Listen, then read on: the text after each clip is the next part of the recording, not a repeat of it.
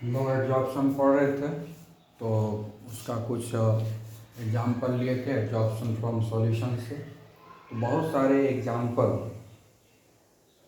को पढ़ने के बाद, उसको स्टडी करने के बाद जो रिजल्ट मिलता है उसके आधार पे हम लोग पता करेंगे। ठीक है, तो हम लोग देखेंगे क्या क्या ऑब्जर्वेशन मिलता है ना। The following observations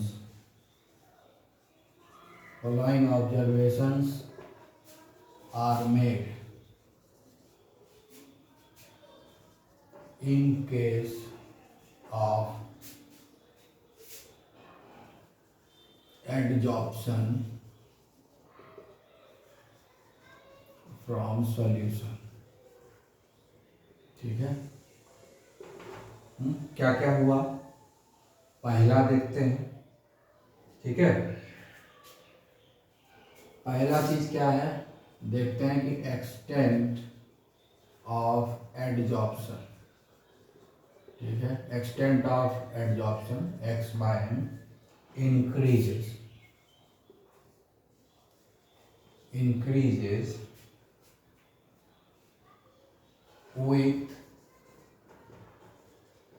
increase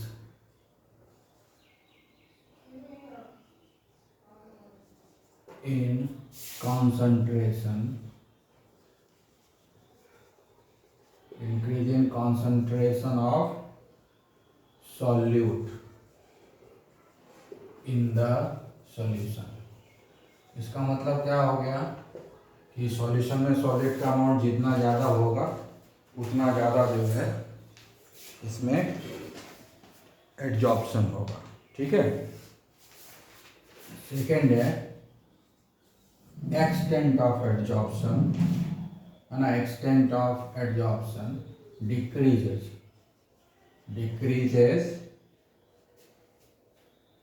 with increase of temperature। ठीक है, टेम्परेचर के बढ़ने से एक्सटेंट ऑफ एडजॉर्प्शन घटता है।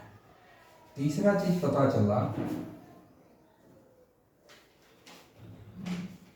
कि this extent of adsorption also depends upon the nature of adsorbent and adsorbate, है ना। जैसे कि गैस का जो देखे थे कि क्या क्या चीज़ पर डिपेंड करता है, तो वहाँ पर भी आया था कि एडजॉर्बेंट और एडजॉर्बेट के नेचर के ऊपर जो है एक्सटेंट ऑफ एडजॉर्प्शन डिपेंड करता है। और सॉल्यूशन में भी वही चीज़ हो रहा है, यहाँ भी सॉल्यूशंस में भी, सॉल्यूशन से भी जो एडजॉर्प्शन हो रहा है उसमें भी एडजॉर्बेंट और एडजॉर्बेट का जो नेचर है उसके ऊपर डिपेंड करता है। मतलब वो किस क्वालिटी का है, किस मटेरियल से बना है, ये सब डिटेल में पहले डिस्कस कर चुके हैं, इसलिए हम ज़्यादा डिस्कस नहीं करेंगे। ठीक है, शॉर्ट में ही हम डिस्कस करेंगे क्योंकि सारे चीज़ तो हम डिस्कस कर चुके हैं। चौथा ऑब्जर्वेशन जो आता है, ठीक है, ये जो एक्सटेंट ऑफ एडजॉर्प्शन है ये इंक्रीज करता है, इंक्रीजेस with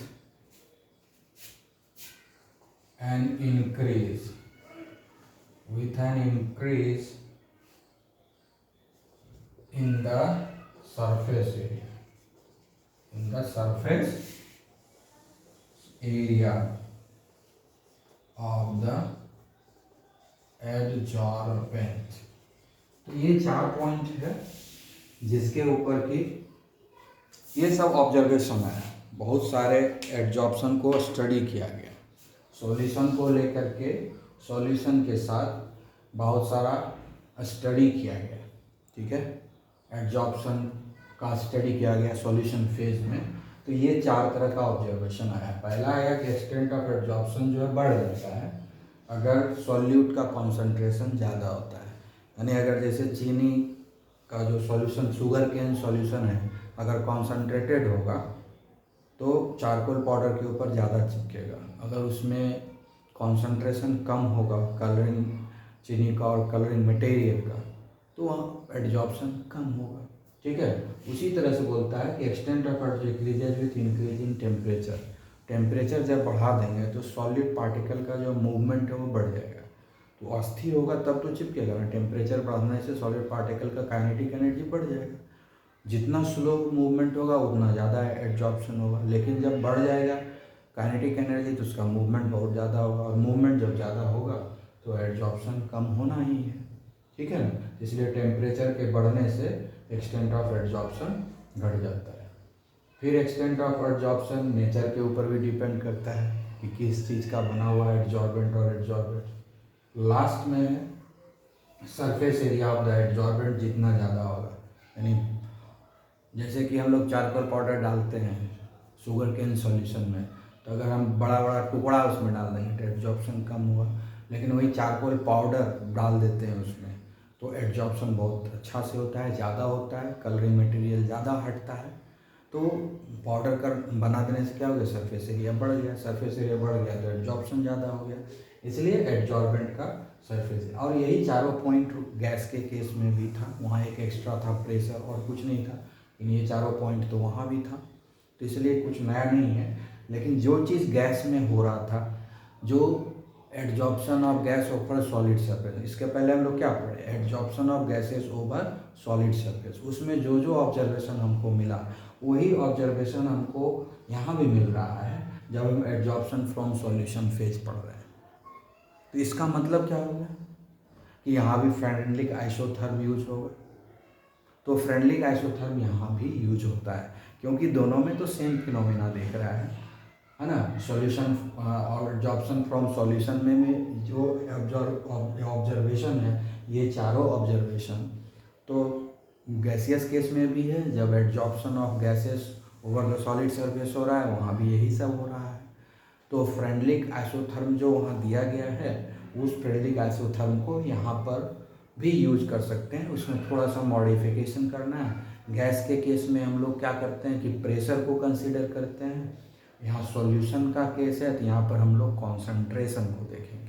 ठीक है, तो फ्रेंडलिक आइसोथर्म को मॉडिफाई करके हम यहाँ भी अप्लाई कर सकते हैं, और वो हम लोग अभी देखते हैं कि कैसे अप्लाई कर सकते हैं। ठीक है, हम लोग आगे बढ़ते हैं।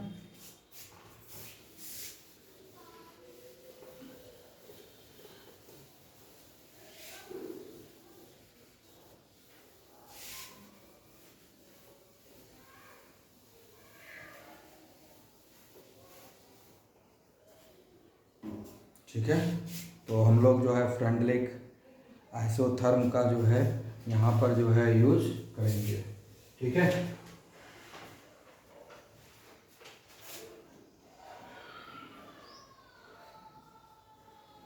now applying the Freundlich isotherm. ठीक है,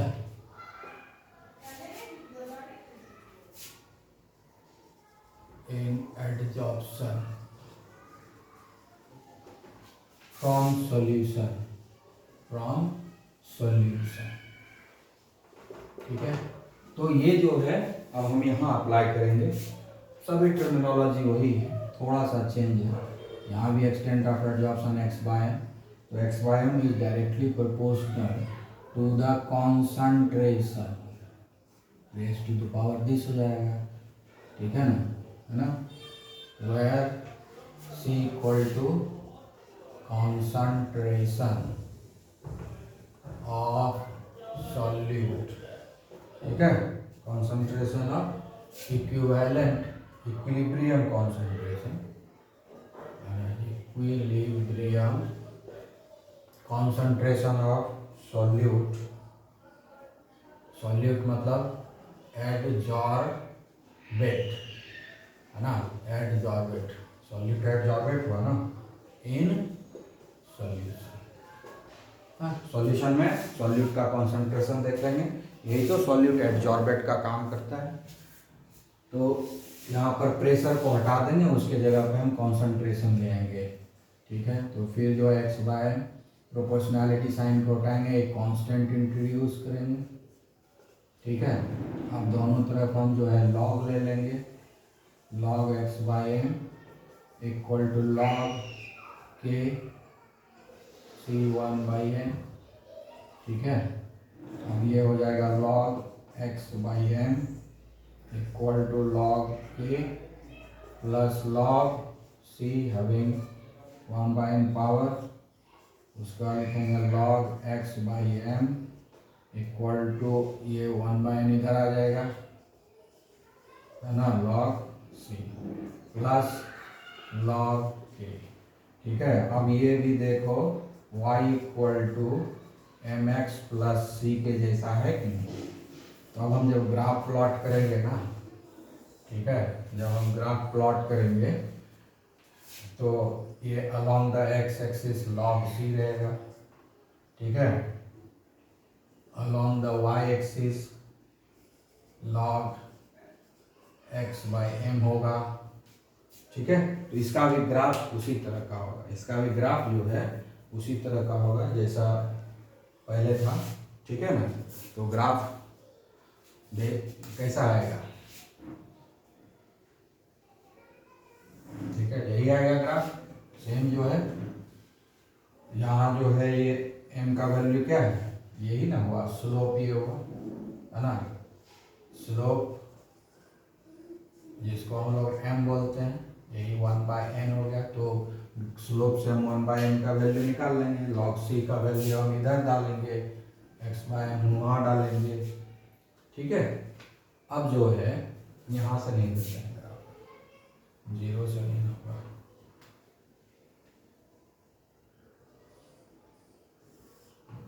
ये होगा। ठीक है, तब ये हमारा इंटरसेप्ट होगा, यही ना, सी इक्वल टू लॉग के, ये इंटर से लॉग के का भी वैल्यू निकल जाएगा, तो फिर के का वैल्यू जब, ठीक है, तो इस तरह से हम लोग ग्राफ बनाएंगे, सिमिलर ग्राफ आएगा, स्ट्रेट लाइन है, ये भी स्ट्रेट लाइन का है, और जो ग्राफ खींचे वो भी हमारा स्ट्रेट लाइन आया। ठीक है, तो इसीलिए अगर ये सी 0 हो जाएगा तब ग्राफ यहाँ से आएगा, अगर लॉग के का वैल्यू 0 होगा तब ये ग्राफ यहाँ से आएगा। ठीक है, तो इस तरह से ग्राफ हम लोग ड्रॉ करेंगे और देखेंगे कि यहाँ स्ट्रेट लाइन आया, इसका मतलब ये फॉर्मूला सॉल्यूशन के केस में भी सही है, और ये ग्राफिकल मेथड है, उस मेथड से हम जो है 1 बाई एन का वैल्यू निकाल सकते हैं स्लोप के हेल्प से। ठीक है, इस दोनों वैल्यू को पुट करके ग्राफ ड्रॉ करेंगे, ये 1 बाई एन का वैल्यू निकल जाएगा, लॉग के का भी वैल्यू निकल जाएगा, तो इस प्रकार हमको कोई दिक्कत नहीं होगा। ठीक है, तो आप जो है यहाँ पर देख रहे हैं कि ये जो फ्रेंडलिक्स एडजॉर्प्शन आइसोथर्म है उसको हम अप्लाई कर सकते हैं सॉल्यूशन फेज में भी। ठीक है, सॉल्यूशन फेज में भी फ्रेंडलिक आइसोथर्म जो है एप्लीकेबल है और सेम तरह का रिजल्ट दे रहा है, और जब ग्राफिकल मेथड से भी सेम रिजल्ट आ रहा है, तो इसके पहले जो हम लोग ऑब्जर्वेशन बनाए थे वो ऑब्जर्वेशन सारा सही था हम लोगों का। अगर ऑब्जर्वेशन गलत होता तो ये ग्राफ डिफरेंट आता, क्योंकि स्ट्रेट लाइन ग्राफ आ रहा है, इसका मतलब जो ऑब्जर्वेशन था वो सही है, और ये जो रिलेशनशिप जो यूज किए हैं ये भी सही है। इसके अलावा इस रिलेशनशिप को यूज करके हम जो है लॉग के का वैल्यू निकाल सकते हैं, और ये 1 बाई एन का वैल्यू निकाल सकते हैं। ठीक है, क्योंकि ये भी स्ट्रेट लाइन का हो गया, ये भी स्ट्रेट लाइन का हो गया। ठीक है, okay, have a nice day.